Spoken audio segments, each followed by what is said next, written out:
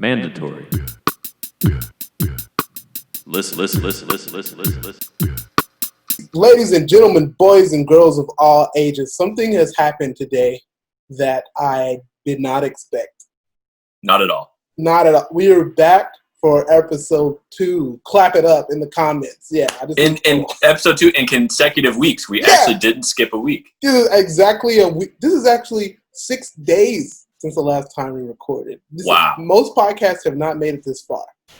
That's right. That's right. We're in the 1% already. Matter of fact, we're in uncharted territory. I mean, really, uncharted territories. What other podcast has made it 2 episodes in? It's just which us. of us is Lewis and which of us is Clark? That's the only question. Here's the album we're talking about today. This is just an all-time bona fide classic album. I mean, how can you get any better? I don't even know how to really introduce it because it's so big and it's so important. Well, you introduced it last time. Let me introduce it. Oh, I'm sorry. Yeah. Songs in the Key of Life. Wow, that was. I built it up, and then you hit a bass. Ooh, man, it's been a while since I played baseball. A bass hit. Here's what I'll say. Say. Personally, one of the most satisfying and most sad albums that I've ever listened to in my entire life. Makes me feel a lot of weird things, but I want to say that I'm very excited that we are listening, or no, we listened, but we're covering Songs in the Key of Life, episode 2. Songs in the Key of Life, Stevie Wonder. And for me, it's a little bit different because I had never listened to this album all the way through, and I'm still surprised. But I must address this idea that I had earlier on, where I was like, oh, I think I've heard maybe 8 or 10 of the songs.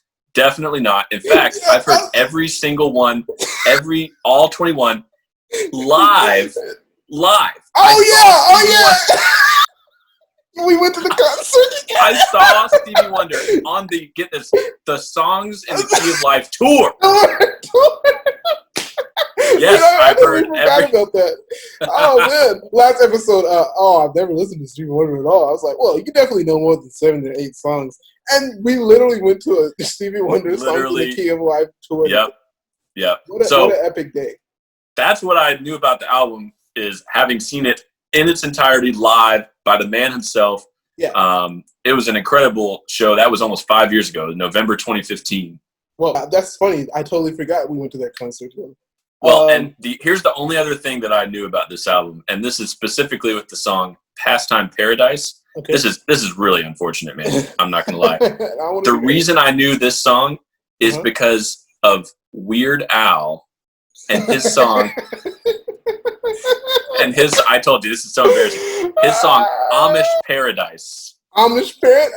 which was really a parody of Coolio's "Gangsta's Paradise." Yeah, which was based off of Pastime Paradise. So I was a couple steps away from.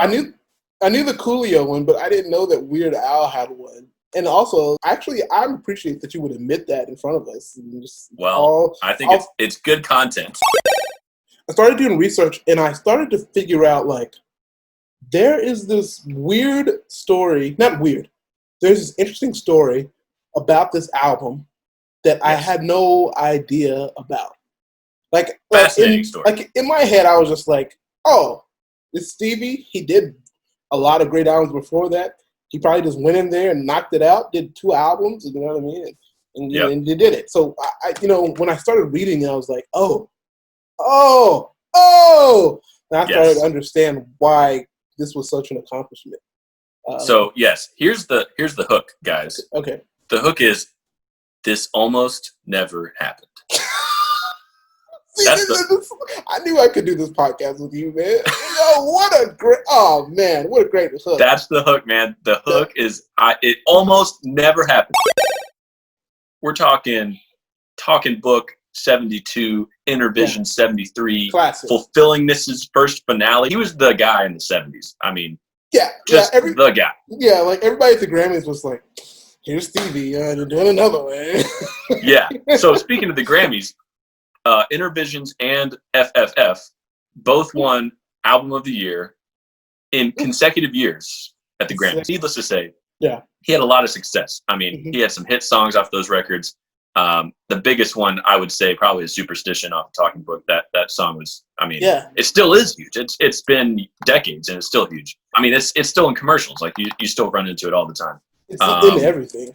Really, it's one of those songs where you know, like, even if you never know you know it, you know it. Right. You know what I'm saying? Yeah. If you were to somehow come across someone that was like, Stevie Wonder, who's that? And then you played him that song, you'd go, oh, okay, yeah. Oh, yeah, that guy. Listen, he wrote that when he was like 21.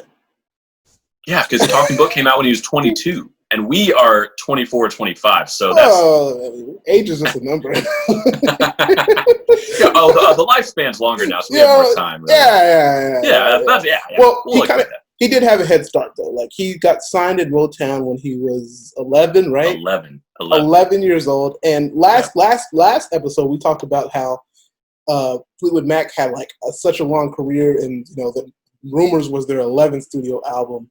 Yeah. This album was his 18th studio album. That's ridiculous. He almost had more albums than birthdays. Like, happy birthday. There's the reference for you. You got to think, if he got signed at 11, that was great. If he got signed at 11 and he had 18 albums, like, what's he doing? And his 18th was when he was 26. Yeah, I know. That's what I'm saying. 18. Yeah, you're right. He had more albums and birthdays from 11 to 26. So when he was 13, he got signed when he was 11. When he was 13, the hit "Fingertips" was #1 hit. I think he's still the youngest artist to have a #1 pop hit in the U.S. Really? Oh, yeah, 13. Okay. Yeah, Bieber was like 15. Who else would be on the list? Britney Spears was like 16. Wow, yeah, he is. Billie Eilish probably got close, but she was like 17. 17, 16. Yeah, jeez. Yeah. I didn't even thought about that. 12? Yeah, crazy. Hannah Montana. 13. Well, I guess she didn't have like... Okay, let's just say this right now. If Hannah Montana was the person to dethrone Stevie Wonder, I'm going to leave. Yeah, new podcast. New podcast. So 13, he had the first hit. Yes. So then from, again, put out a lot of albums. He was doing work. Right. But he had a period from about age 13 to 21 where he was falling in this weird area in between teeny bop stuff and adult pop. So he wasn't finding as much success there.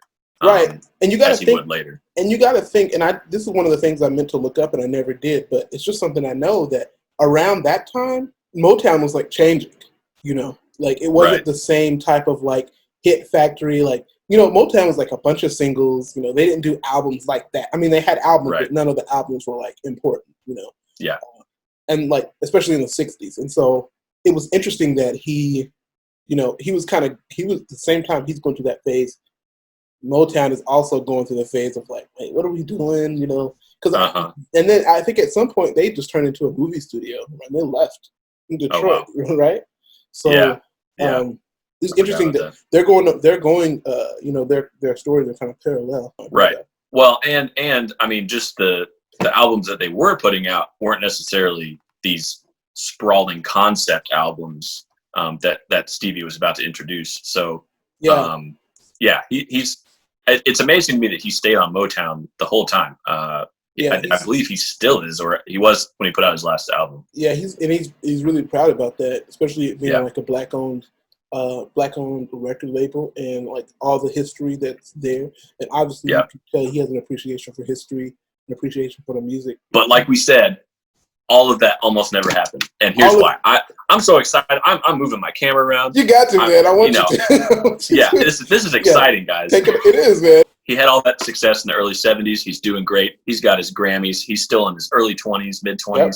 Here he is about to quit the music industry. That's how much success he'd already had. He was like, you know what? I'm going to quit. I'm going to move. This is what he said. He said, I'm going to move to Ghana and I'm going to work with handicapped children. Now, let me say that is an extremely noble idea.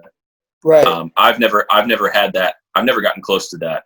Maybe I will. But this is after Music of My Mind, after Talking Book, after Interversions, after fulfilling Mrs. First finale. Triple F. Yeah. He'd been in the game for 15 years. Yeah, so, it's like he had a career. Right. He already had a career. It got to the point where they were basically starting to plan a finale, like farewell, see you later. Yeah, have a great time in Ghana. He had a press conference in LA in like March of like 74 or 73 or something like that. And he was like, "Yo, I'm gonna do this final concert for the end of until the end of 1975." Yeah. And that's when his contract was supposed to like end. And and everything that like it says, with all proceeds earmarked for Ghanaian, I think. Yeah, Ghanaian charities. So, like, he was serious about this thing. Like, it wasn't. He was really serious, and part of the reason why he was serious also was that he had expressive anger with the government, the U.S. government. I didn't get into the specifics of what, but if that, sounds familiar, right? People being mad at the government. So there was a lot of that going on. He had songs about Nixon and introversion. You're right. He was like already kind of politically charged in his songs and things. And as were a lot of people during this time, because this is the time of Vietnam War. This is the time, civil rights era. It never really ended, but it was like the late 60s is when kind of things started dying down in that way. Yeah. And even people like Curtis Mayfield were doing like concept albums in like late 60s. So it was like, this was kind of like he was headed on a trajectory, right? Except his trajectory was, in his mind, I'm just gonna leave. Yeah, see you later. Yeah. Looking back on it now, it was about to be like a Dave Chappelle move. Dave left. A legend.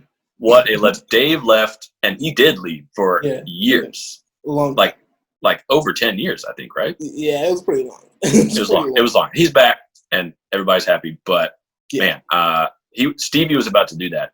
But in August 1975, Motown offered him a record contract, not just a record contract, a record contract. That's yeah. Record contract.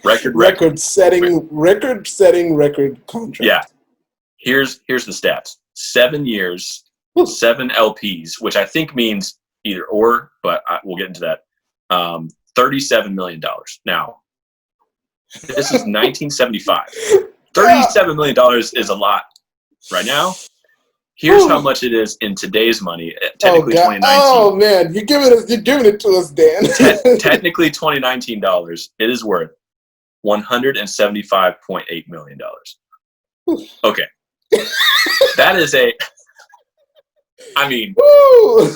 what? That is a baseball pitcher contract. If any of you know baseball, that is skyrocketing contract. Unbelievable, right? He also had a $13 million advance, right?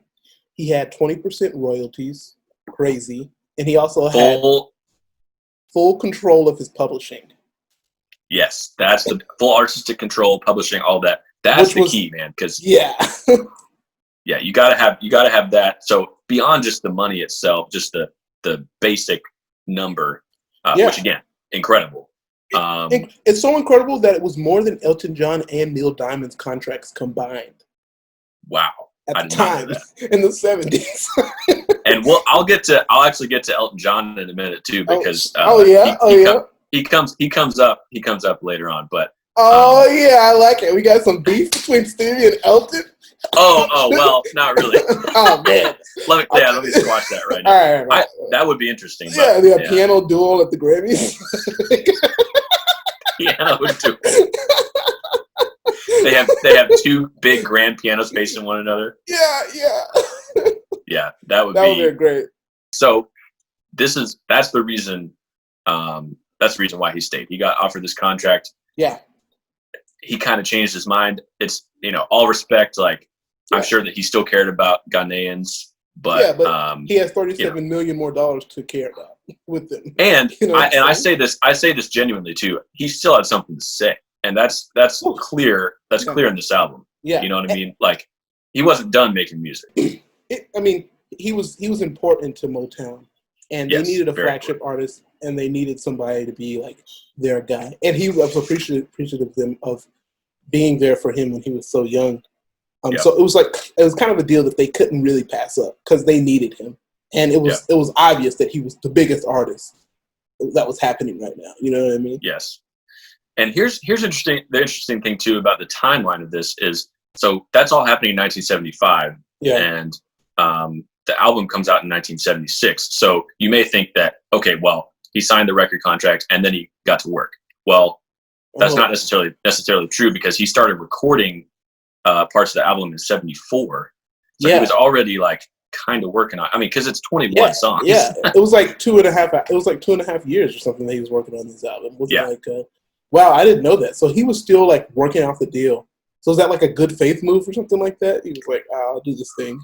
Man, I guess so. Yeah, that's because that complicates everything even further, really. One more thing about the contract that I read is that he had the like Motown had to, if they were going to sell part of the company, they had to let him know before. Oh wow! They were going to do it. Like they couldn't even sell it without giving him giving permission at the time. I mean, that's got to be unprecedented artist access to that. I will definitely look into like how influential that contract was for music artists going into the future, because he had like power that even artists today, even the biggest artists today, still don't even have like are nowhere close to that. Well, and for him to, I mean, it's super important that he delivered for them before and he delivered for them after. So he didn't sign the contract and then just, bail or produce something that wasn't his best. I mean, in fact, Songs in the Key of Life being the next one, I think is really crucial to that whole story. So that's what gets us to the idea of this album called The Songs in the Key of Life. The original release was scheduled for around October 1975. So that even further kind of is, okay, well, he signed the contract in August of 75. So that's only a couple months, which means at least initially things were like about to be done. Of course, it's a, magnum opus. And so he's taking a long time on it. He's remixing it. He's doing a lot of extra work on it. Which they didn't want him to do a double album either. I'm sure they did. I don't even know how many people did double albums back then. Probably not too many. Yeah, I don't really know. Not that I can think of. Other than greatest hits albums, maybe. But I mean, I don't know. That seems. I know it was a big deal. I don't know what. I can't remember exactly why it was a big deal. But I know they were like, "Why you want to do a double album, bro? Just give me 11 solid bangers, and let's keep it moving." You know what I mean? And, 11 solid. I really wish they actually said that too. Yes, Stevie, we're looking for 11 solid bangers, please, sir. Barry. Mr. Wonder. He got full creative freedom too. That was another thing. Nobody could tell him what to do. Well, and here's what's interesting about the getting into the album itself and kind of how it's structured. So I always thought it was a double album and that was it, but it's actually kind of a 10-song album, then a 7-song album, and then a 4-song EP at the end. Okay, is that what that? Okay, so I read about there being an EP. Is the EP on the double?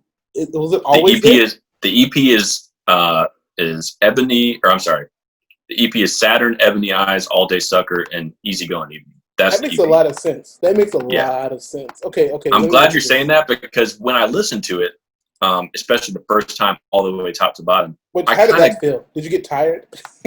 I didn't get tired, but I felt like Another Star was the end, and then I felt like the last 4 were still in the same theme of the album, but it felt like an encore. It felt like he played the show and he did an encore. That's kind of how it felt to me. So I have a theory. Theory time. The beginning of the album, I'm listening to it, and this is the first time I had this thought. Okay. I'm listening to it, and it's "Love's in Need of Love Today," and I'm thinking to myself, first of all, what a banger. And I'm like, this is such a good song. And then it's going, and I'm like, whoa, this is a long song. My man has vamps for like 3 minutes. You know what I'm saying? It's like verse after verse after verse. It's like, what type of song is this? And it goes on for 7 minutes. And I'm like, wait. I'm like, what kind of idea is it to have like a 7-minute song be your first song? I know. Okay, so then that's setting the tone. It's like, here we go, guys. We're on a ride. It's going to be long, but I hope you stay with me. Here's my theory. At that moment, I thought to myself, so then I went to have a talk with God. And I was like, okay, we got the spiritual song. Usually that's at the end of an album, though. Like, you know what I mean? Like, that's like towards the end, you know, you get right. And then, like, Village Ghettoland is like the super artistic song, right? Right. Yeah. And then you have Contusion, which is like the instrumental out. Right. So what I thought was the first 4 songs are actually the last 4 songs in the first album. They're actually supposed to be the last 4 songs. Wow. Now, why? Ask me why would you do that? Why, Aaron, would you do that? I would do if I knew I had a 21 song album, right? Okay. I would be worried that people got tired. Okay. By the time they got to the end of it, right? Yeah. So what do? You have to have a strong lift in the middle of the album, right? Yeah. You have to have like a strong, like, oh, we're back, right? Right. Which would be Sir Duke. Yes. Now, read the track list and pretend Sir Duke is the first song. Okay. Yeah. Sir Duke, I Wish. Banger. Hold on. Yeah. Sir Duke is a banger, right? Yeah. And then, right, on albums, what do? You come back with another banger, second song. I Wish. Now, what do you do in the third song usually in an album? You go to slow it down. Keep going. I'm not sure. Yeah. When you go to the third song, you usually slow it down. Usually bring the energy down a bit. You know what I mean? You want to like give people a chance to like take their breath, right? Because you just banged them over the head with Sir Duke and I Wish. Then you get to Pastime Paradise, which is like the weird song. You know what I mean? Like it's not weird, but it was like totally different sound. It's kind of experimental. Then you come to Summer Soft, which that brings up the energy again. Dun dun dun dun dun dun. Dun dun dun dun dun dun dun dun dun. Right. Then you go to Then you got Ordinary Pain. It's just like a great song. And then you do the last 4 songs. You get the really soulful long song, which is Love is in Need of Love Today. Which I see. Yeah, which is in my opinion is like the song for the album. I mean, for that first half, you know what I mean? Like, that's like the statement. Love is in need of love today, right? That's like the thing. So you put that 3/4 the way down because that's like the point of the song, and then you like finish it out with the instrumental. Because the instrumental being fourth doesn't make sense, but an instrumental being last. I see what you're saying now. I thought you were saying that the first 4 songs would be at the end of the whole double album. No. I mean, I see what you're. 5, 6, 7, 8, and 9 are 1, 2, 3, 4, and 5. You know what I'm saying? Yeah. You know what I'm saying? Yeah. I think that's when you say it that way, and then I think about. We actually talked about this privately. Is the 4-song Sir Duke, I Wish, Knocks Me Off, and Pastime. I mean, that was it. That was the point of the album, which of course, in actuality, it's 5 through 8. Yeah. When I got through to that 8th song, I knew that I was in for a legendary discovery. I mean, I knew I was not going to be disappointed on the next side of the record. Yeah, right. It's crazy, and you do feel the lift at Sir Duke. When Sir Duke happens, you're like, oh, we're back. Got my energy drink, just drink some Gatorade, you know what I'm saying? Some Adderall, whatever you do to get up, I'm not Red Bull. Yeah. Let's go back to legal substances. Yeah. Sorry, Mom. Yeah. So it's like, like all of these, that just makes so much sense to me. And I just kind of I wanted to see what you thought about that. I see what you're saying. So do you think that he maybe actively made that decision, or do you think it was subconscious? I think he actively, I don't know if he was like, hey, let's put the last 4 tracks first. But I do think that he was like, hey, let's actually start the album 5 songs in. That way people don't get tired. You know? Well, I'll tell you what. It works because it did, right? I was talking to my roommate about this right before we started recording. Right. The album, all 21 songs, is an hour and 45 minutes. So I mean, that's a good solid movie length, right? I mean, there's a lot of movies that are right around that length. Yeah, it's very long. I did not feel like it was longer than hour 15. No.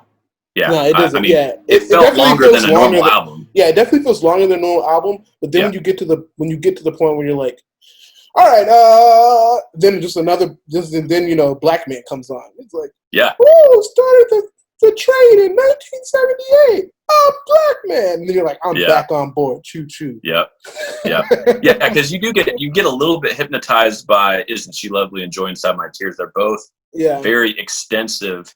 That the only moment for me and literally, I'm not even exaggerating. Yeah. The only moment in this entire album that I almost wanted to, by the third time I was listening through it, go ahead and get to the next song was the end of "Isn't She Lovely."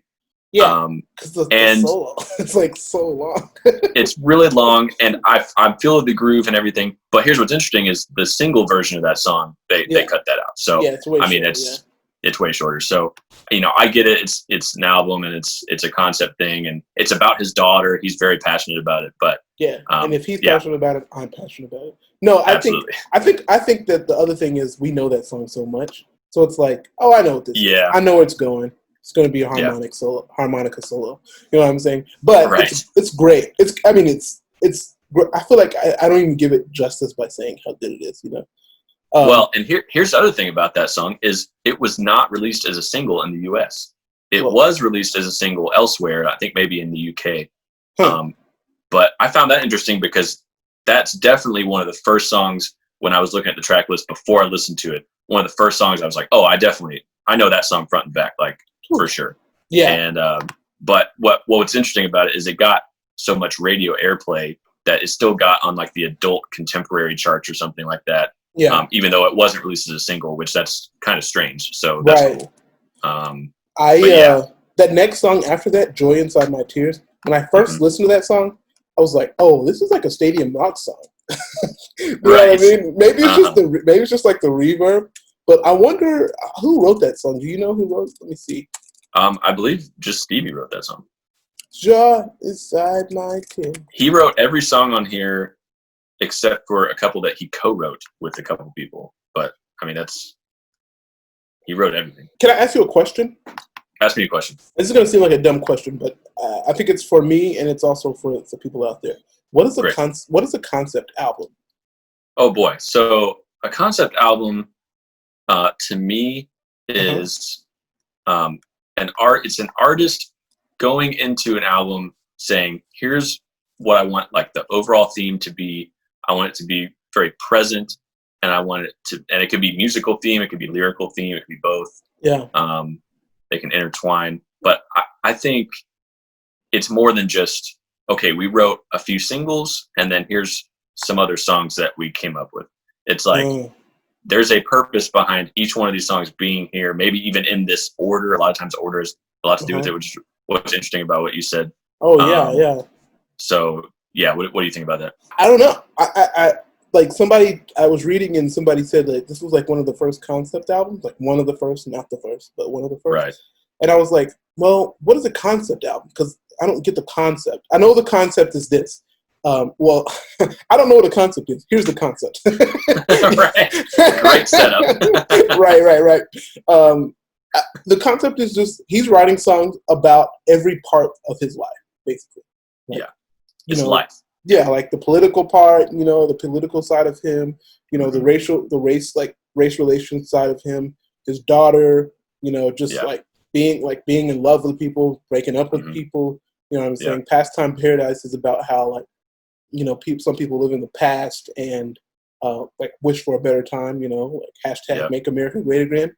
And then there are like, people who live in the future and like, you're here now, you know what I mean? If you're listening, it's because you're here. So, and then the future paradise is like just about people that are always having to look to the future because nothing in the present or the past has ever been good enough for them. So, I mean, there's so many like different, if that's the concept to me, I get it. But I wonder if, and hear me out on this, I wonder if everything is a concept album now. Now after his album? Yeah, I don't know if it's after his album, but it's just like, I feel like now nobody goes into the studio and thinks like, oh, just put some good songs together and, put it out together, Like there's always some type of like theme or some type of storyline. It doesn't have to be like To Pimp a Butterfly. Like To Pimp a Butterfly, it's like, oh, we got this story, or Good Kid, Mad City, or what's another famous concept album? Well, so I was going to take it back to kind of the days of the Beatles and the Beach Boys, because that's kind of where it started, at least in terms of what people say historically. So the Beach Boys, or I'm sorry, the Beatles put out Revolver in 1965, 66. Okay, so Revolver in 1966. Then the Beach Boys put out Pet Sounds, which was, I believe, also in 1966. Yep, also in 1966. And then I know for sure the Beatles then put out Sgt. Pepper's Lonely Hearts Club Band, which was in 1967. So that back and forth, they've said, like Paul McCartney and Brian Wilson have said in interviews that they were inspired by each other in the sense of basically what we said is the album having some kind of connecting through line. But what's interesting is even those to me, and I'm a huge fan of Sgt. Pepper's, but even that to me isn't as much of a concept album as this one is. And I only say that because there's like, and I don't know if it's just Stevie's voice, but there's something that from song 1 to 21, I feel like even if the styles change, even if the tempo changes, even if the groove changes, whatever, like it's life, man. That's what this album feels like to me. And I wish I could explain that better, but for those of you out there who haven't listened to it, please listen to it, because it'll make you think about a lot of things and a lot of good things. But I went to Detroit in like 2011, 2012, something like that. My cousin, who's he kind of seems like my uncle to me. He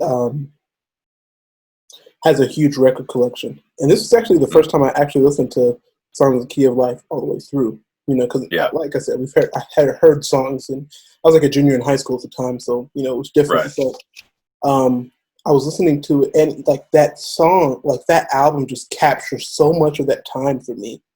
Even it was like a week. It was like a week, but just like the idea and the vibe of Motown. We went to Motown, the like original house.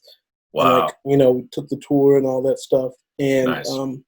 It was kind of a life-changing experience. And then especially, like I said at the beginning, that it's a sad album. I don't know if it's sad. It's just it's so nostalgic for me. Okay. Yeah. And I hear that even though I didn't listen to it growing up. Actually. Yeah, it feels nostalgic, right? Yeah. Yeah. It feels like it's been a part of you. It weaves itself, and it is a part of you because it's so much a part of American culture. It's been weaved into so many movies and TV shows and commercials and at the supermarket and in the elevator. You know what I mean? This album is so much a part of American culture that we all feel the nostalgia when we listen to it. We all collectively feel that, and I think that's. I mean, what else could you ask for? Yeah, that's a good way to put it. I didn't think of it that way. I will say. I don't really, and I don't say this to be, Mr. Macho, but I don't really have an easy time crying at like movies and music and me neither. Things like that. And I've seen and listened to some really sad stuff. Yeah. But I didn't quite have a tear down my cheek, but I had tears in my eyes on 2 songs. If It's Magic. Yeah. And the last one, actually, Easy Go and Evening. And I think some of that is in the parentheses of Easy Go and Evening is My Mama's Call. And when I saw that and I listened to it, I just like thought about my mom, and I was just like, I was just getting emotional, man. I don't know. So I mean, it's that song. When music does that to you, it's amazing because especially if you haven't heard it before, because it's really just beautiful. It's like you can't really put a finger on what it is. I mean, Easy Go and Evening is an instrumental. It's not even there's no lyrics. Yeah. So I don't know that there's something going on here that's, I mean, maybe it's spiritual or something, but yeah, it's a blessed album for sure. I think Stevie is one of those conduits. Stevie is one of those like vessels that literally God was like, all right, if you're willing, we can do some really great things. And it's an inspiration for me because it's like, it's just all about that willingness. And even when you hear him talk, celebrities from that time, they had to be a certain way and be, always on in front of the camera. But that's not the case now. And even when you hear Stevie talk now, he's just like, you could just feel like the love. You know what I'm saying? Yeah. Mm-hmm. So I think that really came through. And even on If It's Magic, he was really happy that he had gotten the opportunity to get Dorothy Ashby to play harp on that. I'm glad you mentioned that. I had that as a note too. What do you know about her? I don't know a ton, but what do you know about her? Yeah, she was like a jazz harpist. And I don't mean to say that like to put her down or anything like that, but she just didn't get the recognition that he thought that she deserved. My sister played harp at one time, and especially during her time, not my sister's time, but during Dorothy Ashby's time, it was not common for Black people to be playing harp. You know what I mean? What I'm saying? Much less in jazz. So right. I think he's really proud. He was really proud of the fact that he got her to be a part of the project, and just she's like, it's not an easy instrument to play in commercial music. You know what I mean? Well, and I think he, the fact that he was proud of that shows in the arrangement of the song, because it's really just the two of them until the very end. There's kind of a little harmonica or little horn solo or something. Yeah. But I mean, that makes sense that he was proud of it, because he was like, here it is. We don't need a groove on this song. Yeah. I mean, it's coming straight out of I Am Singing, where he's singing in Spanish, and it's all groove, and it goes then into As and Another Star, which are, so. I mean, again, placement. Placement is so important. Yeah, she grew up in Detroit too, and she did a lot of stuff in the jazz scene there. So I basically just heard that she was kind of a super underrated, like best kept secret of the jazz world. And really kind of in a negative sense of like, why was she not talked about more? Right. So I have some homework to do with her, because harp is amazing, man. Harp, any kind of harp is amazing before you start talking about historical context of who's playing it and how it fits into a scene and all that. I mean, it's right. I mean, just here's some other people that she played with: Bill Withers on Minnie Riperton, Stanley Turrentine. Minnie Riperton's on Songs in the Key of Life too. Oh, where she is? She's a background vocal on 10. So Ordinary Pain. Yeah. She also played with Freddie Hubbard, Billy Preston. So Bobby Womack. So it's like, another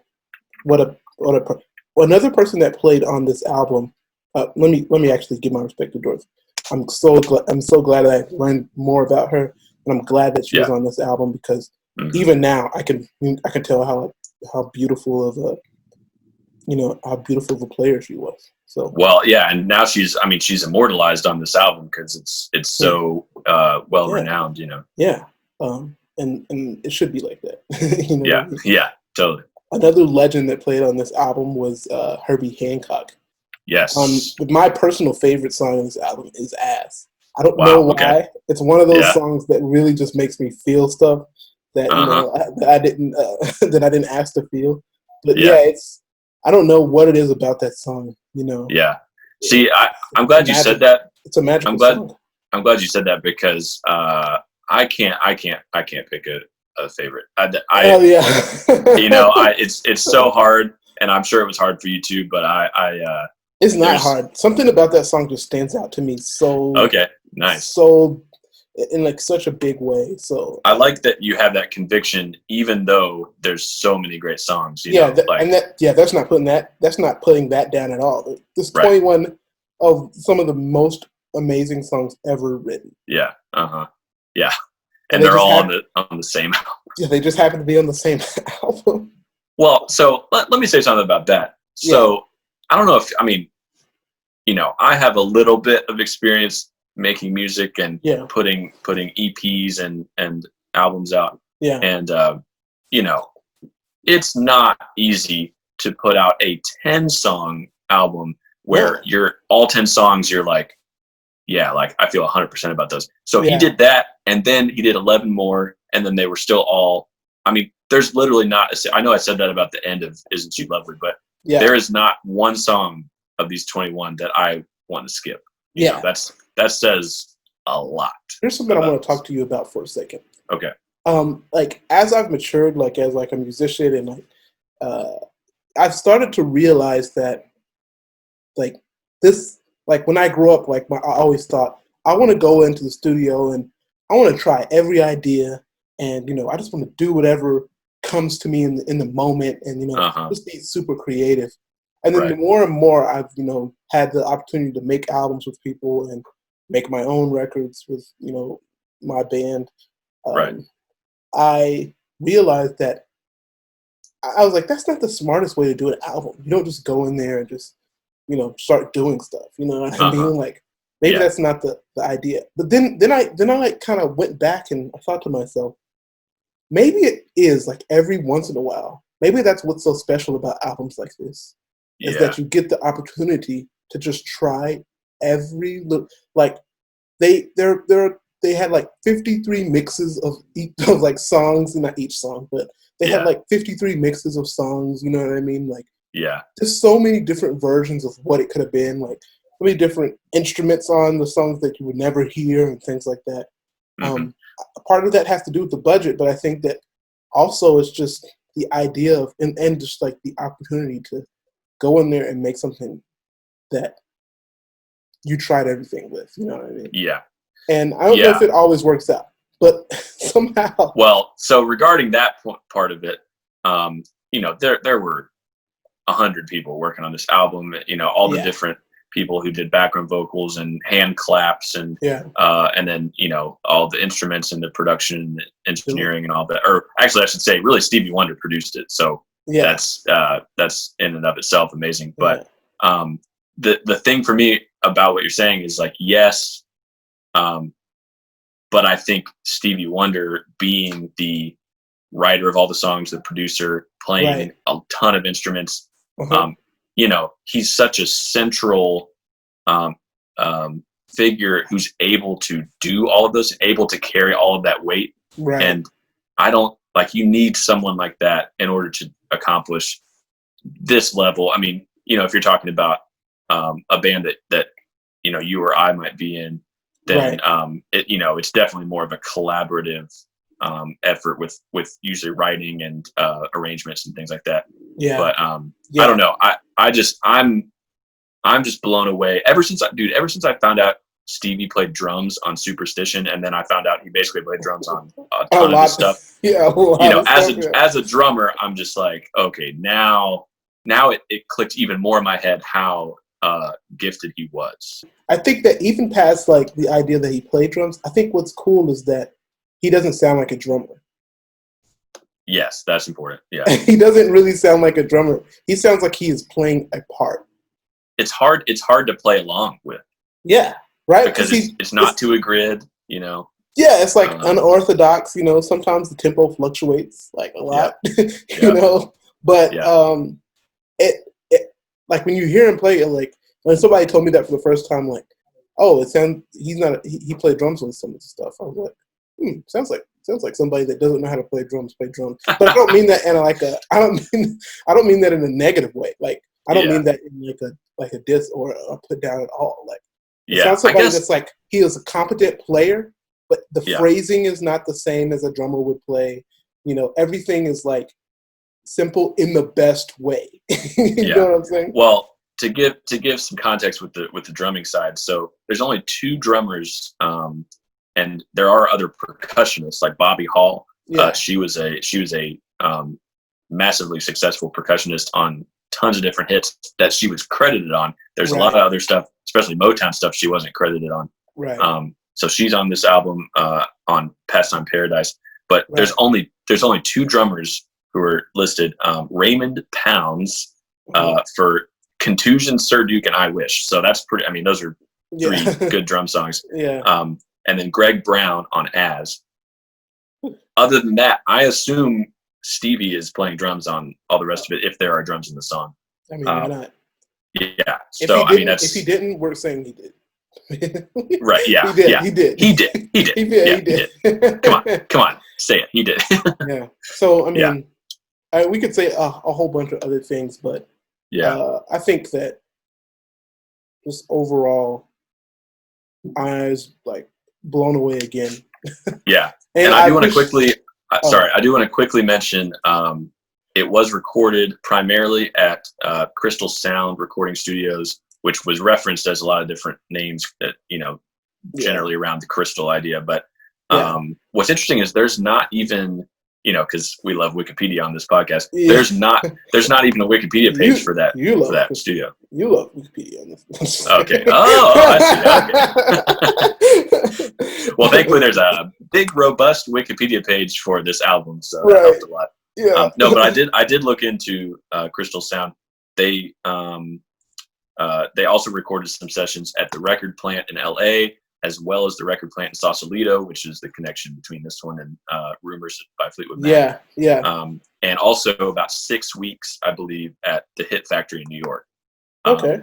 But Crystal Sound, it was, I'll just quickly say, there are other artists that recorded there, and again, it's around that time that it's kind of heyday, but people like, Jimi Hendrix, Jackson 5, The Doors, Eric Clapton, Marvin Gaye, so it was a big studio.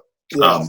Now it's gone through changes, but it actually still is a studio, which is different from a lot of those LA studios from that era that have since turned into other things. Right. This one still is a studio. It's now called Barefoot Recording Studios, which they whiffed on that name. That's a terrible name.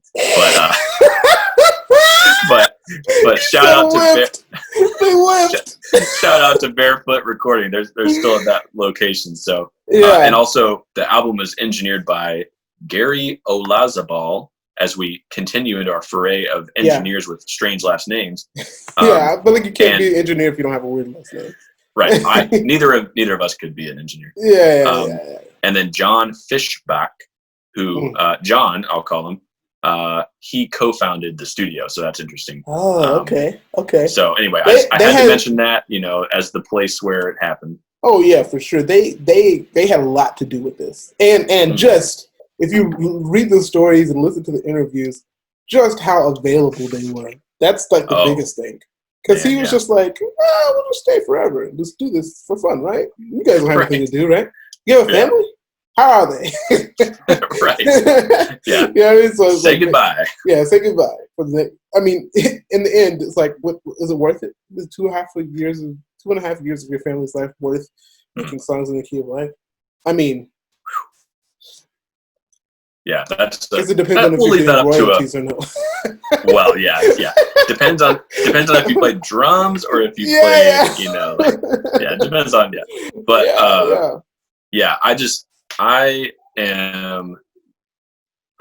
I'm amazed at how good it sounds. I'm also amazed at how not only just lyrically relevant everything is, because again, the theme is life, so it's always going to be lyrically relevant. But that's the beautiful thing. It sounds like the music. Sorry. That's the beautiful thing. It sounds like it could, like people say this all the time, like it could have come out yesterday. Like if somebody made an R&B album, like a real R&B album, like then, if it sounded like that, we'd have been like, okay, you know what I mean? Yeah. It's one of those albums. It sounds like it's always been there. Like it never sounded like, I feel like if I would have heard it for the first time, I would have been like, oh yeah, like the sounds have always been there. Yeah, well, I mean, that's exactly what I think too. And as much as I loved "Rumors" by Fleetwood Mac, I could tell it was from 1977.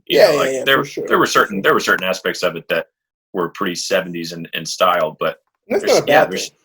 No. Yeah, there's something just with this one, which was actually a little bit earlier. It came out in September of '76. Right. So that's it's just amazing to me how that transpired. So we can pretty much go into our 3-on-3. Yeah, if you don't have anything else, 3-on-3. I actually have one. I have one this week. I don't know if I have 3, but I have one. Go for it. Go for it. On the album, they used this monstrous machine called the Yamaha GX1, which was also referred to as the Dream. What do they call it? The Dream Machine. The Dream Machine. Yeah. They use it in a lot of songs. It's like one of these keyboards that has 3 manuals. You could play like strings. Right. This is like in '76 now. You play like three songs, like 3. You could play like strings. You could play like brass. You could play like synthesizer sounds, like all the crazy stuff you hear on Village Ghetto Land. Village Ghetto Land is all that instrument basically, and it's just him playing strings on it. It's just crazy. And the strings on Pastime Paradise as well. Yeah. Right. So Herbie Hancock said one thing. He was like, when I play with my synthesizers, I try to make them sound as real as possible. He's like, and Stevie just takes them how they are and makes them into something beautiful. Back at you. That's a good one. I actually had that one too. Gotcha. So I'm really not trying to one up you, but I have a couple here that I have to get these out because they're really interesting. I feel you. Yeah. Okay, so this album was the first album. This blew my mind. Okay. First album. Let me get seated. Yeah, let's get settled. 2 feet on the ground, shoulders up straight. Are you ready? I'm ready, bro. I'm ready. Here we go. This was the first album by an American artist to debut straight at #1 on the pop charts. Wait. Hold on. The only other artist at all, so that he was American artist, only other artist at all that it happened to was the previous year in 1975 with Elton John with 2 different albums in the same year. He did that. Captain Fantastic and the Brown Dirt Cowboy. Stay with me, I know. And Rock of the Westies. Both of those Elton John albums did that. But here's the thing to me. The reason why you're so surprised, the reason why I was so surprised, that must have been an industry shift because I feel like albums do that all the time now. Yeah, I mean, they do definitely. Yeah. I don't really know. I mean, there's still some that don't, but I think there's a lot that don't. There's a lot of albums that don't go. What do you mean? Like albums that go first, go #1? Yeah, well, just albums like if a big artist is putting out an album, I feel like if it's going to be #1, it debuts at #1. Like I don't feel like I don't know. Maybe I'm generalizing, but Billboard is weird. Billboard is weird. It's all corrupt anyway. Yeah, but it's all they just do whatever they want. yeah, it's all based on a lot of different things. But it's just amazing to me that he was the first one. I mean, it was the 70s. It was the 70s, but it was the 70s. Like there was music coming out for decades before that. So I found that interesting. Do you have another one, or can I keep going? No, I have one. All right. Okay, so the release. I'm gonna read a quote for the release of this album. Okay? Oh, quotation time. Yeah. It said, "Wait, no, it's not a quote." But here's what happened. Oh, whenever they were like releasing this album, the World Press. This is from Rolling Stone. The World Press met in the lobby of Manhattan's elegant Essex House on September 7th, 1976. They gulped down a quick complimentary breakfast before being ushered onto 3 buses that drove them to the Kennedy International Airport, but not before passing through Times Square for a peek at the $75,000 60 by 400 foot billboard that had the trumpeted album for the past 4 months. Okay, so soon they were airborne in a chartered DC-9, I guess the plane, well-stocked with champagne and appetizers. That's a plus. Once the plane touched down at a small airport in Worcester, Massachusetts, the journalists were loaded onto a fleet of school buses for a short ride to the listening party. Longview Farm was a 143-acre equestrian ground that had recently been renovated to include a world-class studio used by Rolling Stones, Cat Stevens, Aerosmith, and Jay Gill's band. Wow. Guests were treated to a hearty meal of roast beef, pie. A feast, you could say. A feast and more champagne. While waiting for Stevie Wonder to make his entrance, he arrived, I don't know this word, resplendent in a gaudy cowboy getup, complete with a 10-gallon hat, leather fringe, and a gun holster emblazoned with the words, "Number one with a bullet." I don't know what that means. The whole I get it. The whole gala cost Motown upwards of $30,000. Wow. Which, again, I didn't do the calculation on 30,000, but clearly 37 mil is 175 mil, so you can do the math there. But goodness, man, that is. That's like some Kanye. That's like some Kanye West release type stuff. Like, yeah, it really is. And and I feel like maybe it's just looking back. We've had decades to look back on this, but that's really like elegant and overdoing it. But it's almost like that makes sense. It should. based on how this all ended up going. For him and for it's just like okay, like I would be kind of sad if they just had like some hors d'oeuvres at the studio or something. They had a feast for sure. All right, here you go. All right, so this one's funny to me because I'm a fan of Paul Simon, and so during the Grammy Awards, we already talked about Intervisions won in 1974 for Album of the Year. Right. Then Triple F won Album of the Year in 1975. So Stevie already had 2 consecutive Album of the Year awards. Right. And in 1976 at the Grammys, Stevie was not present because he had not put out an album in 1975. Everybody was elated. That's the thing. So Paul Simon won for Still Crazy After All These Years.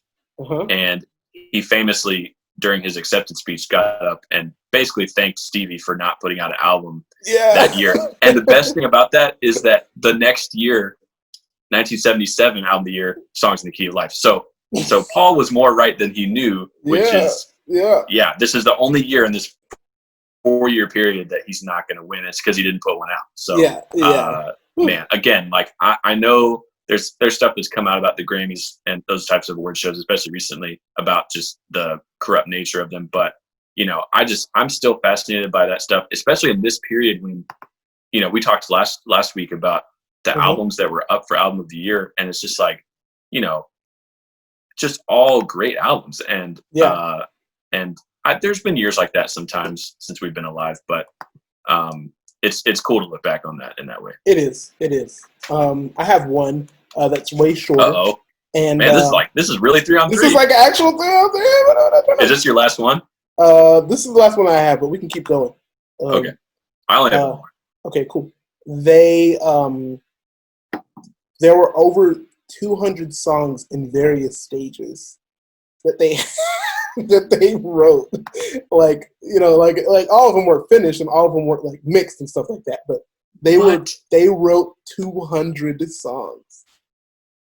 Like that almost makes my head hurt. It's like that's ridiculous. And they had to get that down to 21, which was really, like you said, 17, right? Yeah, and to finish what I was saying on that part is, it really did feel like to me, a show and then the encore, and I felt like the encore was necessary. I felt like I didn't feel like those 4 songs were just tacked on there on a like on a 10th anniversary re-release like they sometimes do. I felt the ending of Another Star, but I also felt the ending of Easy Going Easy. So did that EP come out? Like, was it released with the original album? Good question. So it was all packaged together. So it came as 2 LPs and an EP. Oh, and okay. The EP with those 4 songs was on a 7-inch record. Okay. And but it all, to my knowledge, it all came together like all 21 it came as a package, but it wasn't on the same record. Yes, right. Wow. Yeah. That's really cool. Yeah. That's like an extra little gift, right? Yeah, just a little what I already gave you 2 albums, but what was that EP called? Because it was like it had a I had that. Something's Extra. Yeah, that's Something's Extra. Yeah. Yeah, that's what he kind of called it. Some Things Extra, and then I think over time it just became known as they're all 21 on Songs in the Key of Life. Right. So yeah, it's interesting. That's we'll run into some albums. In fact, really, Rumors is one of those albums that we did last week where there's all kinds of re-releases and anniversary editions and deluxe this and whatever, and it was almost confusing at first. Wait, are there 11 songs or are there 12 songs? Right. So at least there was some definitive thing with the way they packaged this one together that was like, okay, these 4 songs belong on this album. Yeah. Wow, you did the 3 on 3, man. Okay, actually, wait, I have my third one. Okay, yeah, cool. I got one more. So, it spent 13. Oh, I'm sorry. Actually, this is kind of a 2 in 1. So, that's fine. It was the second best selling album of 1977, behind what album? In 1977. Mm-hmm. Rumors. Yep. Yep. Rumors. Crazy. That was the only one that year that sold more. And that was mostly because Rumors came out in February of 77. So this one came out September 76. It was still the second best selling of 77. That's ridiculous, man.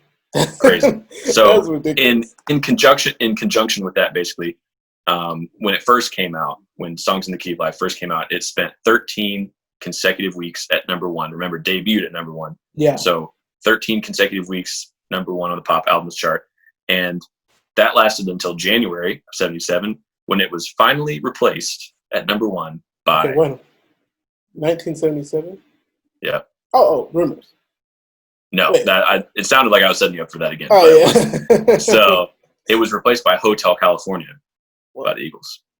And also, I've never listened to that. Right. And so that maybe will lead into our next segment, which is what album are we going to do next? Listen, there's a few paths we can go down here. There is a few paths, but I think I have one that I'm really interested in. Okay. I think that we should just go ahead and do the duel at the Grammys, Elton John, Stevie Wonder, and let's do Captain Fantastic and the Brown Beret Cowboy. I like that idea a lot. I like that one because I've actually never listened to an Elton John album, which is strange. Mm-hmm. I've listened to like a bunch of the songs, right? But mm-hmm. I've never actually listened to an album. Also, the connecting factor is that it's also a concept album. So yeah. And what's the stat that you gave earlier about it? That was actually the first album ever to debut at number 1 on the pop charts. Oh. So instead of debuting at number 2 and then moving to number 1 the next week, it just went straight there. And the thing with that too is he did that, and then in the same year he put out Rock the Westies, and it did the same thing. So and I haven't listened to either one of those. The other thing I was going to say about Elton John is he's quoted along with Prince. Both of those guys are quoted as basically saying, either this is my favorite album ever, or this is just the best album ever in regard to songs in the Key of Life. So if you have those two guys, if you have those two guys giving it that much praise, like you gotta use that as fuel to go listen to this album. It's perfect. Yeah. And then how cocky do you have to be to write 17 perfect songs to be like, oh, let's take another 4. Dan, I must say, I was not excited about it at first, but I am so elated that we chose to do this album. I learned so much about it that I didn't know, and I have like a newfound appreciation, and it makes me want to listen to it more now. Trust me, I am well on my way to a Stevie binge. I'm going back to Talking Book and Intervisions and all those. Do the whole classic period. The whole Stevie classic period, bro. It's so good. And I remember you talking about this in college, maybe freshman or sophomore year, about this classic period. And again, it was like, Stevie's like, he's just American music. Like, I know Stevie. Yeah. But to listen to this album the way that I did, and to enjoy it the way that I did, quite honestly, and not just for a YouTube video. Yeah, it's we don't have to do this. That's the thing. Right. We don't have to do it, and we don't have to. I mean, we could listen to. Let's say we listen to Elton John. Here's the plug for next week. Elton John Captain Fantastic and the Brown Dirt Cowboy. Let's say we listen to that and we both are like, then we're going to tell you, we'll tell you some interesting facts, but we're going to keep this podcast honest. Yeah, of course. Yeah, there's no need to. What's Elton John going to pull up? What's Elton John going to do? No, I'm just playing. See, I'm trying to start beefs with everybody. By the way, what's up, Questlove? I'm not here. Every week, man. I'm going to have to deal with this every week. This is bad. Well, guys, thanks for tuning in and listening and watching if you're watching. And this has been Mandatory Listening. Yeah.